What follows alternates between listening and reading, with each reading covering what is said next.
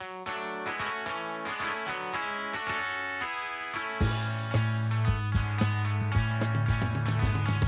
she admitted that she loves me. She's opened up her heart, which is different from the start when she said she was above me. Now I know why she can set my head in a whirl. She's a complicated girl. I can tell when she is lying, and I grow weary of the game, 'cause it always ends the same. Sometimes she can be trying, and yet she can be the brightest part of my world. She's a complicated girl. And while the world insists on spinning around, she can't seem to keep her feet on the ground.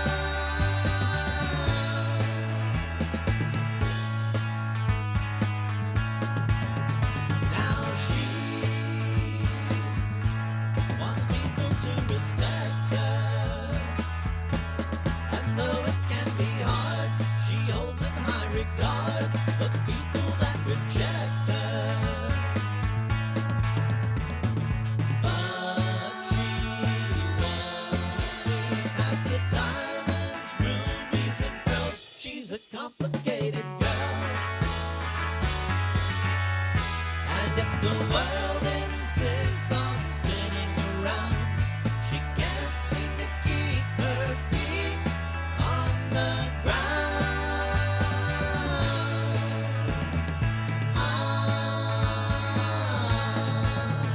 Now she wants people to respect her, and though it can be hard, she holds in high regard the people that reject her. But she won't see past the diamonds, rubies, and pearls. She's a complicated girl. Oh, she admitted that she loves me, admitted that she loves me. Oh, she admitted that she loves me, admitted that she loves me. Jeff Mahoney. Jeff, you're up first this time around. What'd you think of song number 3? Well, I thought the songwriting was fantastic on that track. Musically, the chord changes were very interesting. The stops that were happening, and just how everything was orchestrated with the drums building up tensions and releasing. I thought the mix on the vocals was very good. It was right in line with the other instruments. I love the vocals and the lyrics are beautiful. The actual songwriting itself was very strong. Had a very good composition there. I felt that the I don't know what instrument that was playing the I don't know if that was a guitar sound or a synth sound or something there, but I felt that it actually, I understand that it was a very integral part of the track, and I liked it, but I just thought maybe it could have been backed off a bit. I thought that it made it a little bit too busy, and it made me feel, as I was listening to the track, a little bit like hypersensitive. It was kind of, it kind of made me feel, and I thought that if we were given a break from that, where we could actually focus on the lyrics and the vocals, which I thought were beautiful, I thought it would have been a much better track. I could see where they were going with that sort of Sgt. Pepper's sort of sound behind it, but I thought it was a little bit overdone. Now, a lot of the guys in the chat room are saying that they believe that the guitar at the beginning and the bass and maybe even some of the other instruments might have been MIDI generated. That's what I Does feel. that take away from the song at all for you? Well, no, I mean, I think that those sounds can be capitalized on, right? Like if you listen to, you remember the Mario Brothers video game? Right. If you listen, I know a bass player who can play that theme very beautifully, right? But when I listen to him play it on his bass, I'm not as moved as I am listening to it in the video game, Right. because it was written for that kind of sound. So I think that kind of sound can be utilized, but I think in this case it's the wrong sound to be used, and I thought that it sort of took away because of the intonation, like MIDI generated things, like in this case, the attack was kind of the attack on them is very strange, and also the decay, the intonation was sort of going out, and that intonation was slamming right up against these beautiful vocals and lyrics, and I thought it really took away in areas, not the whole song, but just in some areas I felt that it really took away from that, and it's unfortunate because I thought that. Yeah, well, let me I don't want to give the incorrect impression. Now we don't know if it was MIDI generated or not. I'm just saying that the audience thought it might have been. And let's go to Ian and see what his thoughts are on it. Ian, your thoughts on number 3? I'm going to be really harsh. If I was doing this, if I was doing this, I would take them vocals, which are absolutely fantastic, lyrically, performance-wise, harmonies, everything spot on. Scrap the rest, sign up to a website like iCompositions or Mac Jams, and find some talented musicians to make that MIDI backing track, because it is a MIDI backing track, reality. If I was producing this song, that is what I would do, because it just doesn't sound right with all that MIDI in there. There's again, I'm going to touch on the human aspect. And Dave, if Dave's around in chat, he's going to love me for it. But it's all about velocities. It's all about it not being on the beat every time, all the time, because that's not how humans are. We're not quantized machines that play at the same velocity every time, and it comes through in that MIDI track. And I really do have an issue with that. This is a great song. It's an absolutely fantastic song, and it deserves a lot more attention than it's been given from the point of view of a backing track. There are a lot of people out there on websites, like I said, like iCompositions, Mac Jams, who would be more than willing to put down some drums, some bass, some guitar, some piano, whatever else you want on there. If you want some trumpet, you could have a chat with Jeff. It's just it's crying out for it. Give it the attention. Yeah, I totally agree with you, Ian. It's this song.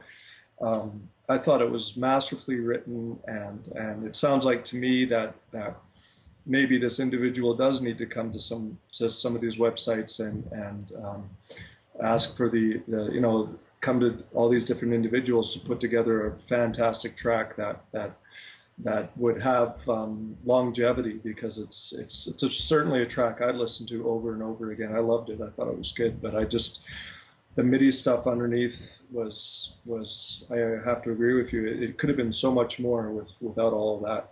Yeah. I mean, it is nothing new. It's a Beatle pastiche type 60s pop song. Mm-hmm. It's not going to be a number one in this day and age, I very much doubt. But that doesn't take away from the fact it's a great song, and as a songwriter, you should basically give that song, if it's that good a song, the attention it deserves. Yeah. Okay. Don't cut corners. All right, so you say keep the lyrics, keep the vocals, scrap the music, and find some musicians to play with you. Yeah, I mean, the music as a piece, the parts that are being played, the tempo that it's being played at, everything is there. Just the MIDI sound needs to go. You need to get some real musicians playing on that, or some very, very, very high quality samples if you're going to have to use samples, and make that sound a lot more of that 60s feel that you could have. All right. Okay. Let's take this opportunity to see what Tom thinks about this. Tom, our resident recording engineer, your thoughts on this song, number 3? Actually, I think it's done as a tribute to the Beatles. The whole writing. I think I know the artist, Beatles 126 or something. Nope. No. Okay. Well, it's very close to him. But I liked everything about this song. It brought me back to that era. It made me feel like, late 60s, early 70s again. I disagree on the mix with everybody else. I think that mix is 90% there. It needs tweaking. The 10% tweaking could take a full day, don't get me wrong. But it definitely needs some tweaking. As for real versus sampled, there are ways to take a sampled sound and add what defines the instrument and bring that out of a sample, which make it harder to tell whether it's a sample or a live instrument. And if more of that had been applied, there wouldn't have been anybody saying live, not live, or whatever. It's got me in the point that, I think the guitars are live, the bass is live, the drums are MIDI'd, and there's some synth sounds. All in all, I liked it, and I personally, I'll say it right now, I think it's the best out of the three. Okay. All right. That song, just for everybody to know, that song was called Complicated Girl by a group called the Applesauce Project. So, your thoughts, gentlemen? I go originally with number 3. Go on, Jeff. What do you reckon? Well, it's a toss-up for me between number 2 and number 3, just because I'm such a fan of ska music, and I felt that's where I'm at with this. I'm on a toss-up between 2 and number 3, so I'm going to sit back and let you make your decision. I think both song 2 and 3 were very close in like their songwriting prowess. I thought a lot of thought went into the songwriting. I was going to say song number 3, but I'm not going to because of the MIDI train wreck. It wasn't really a train wreck, but it really made me feel anxious, and it sort of made me feel like you have these beautiful lyrics, you have this beautiful songwriting, and that those sounds just really didn't do it for me. And I think that you guys nailed it when you said if you can find some samples or find some musicians who would come in there and make that a great song. But I'm gonna have to go to song number 2 is my vote. All right.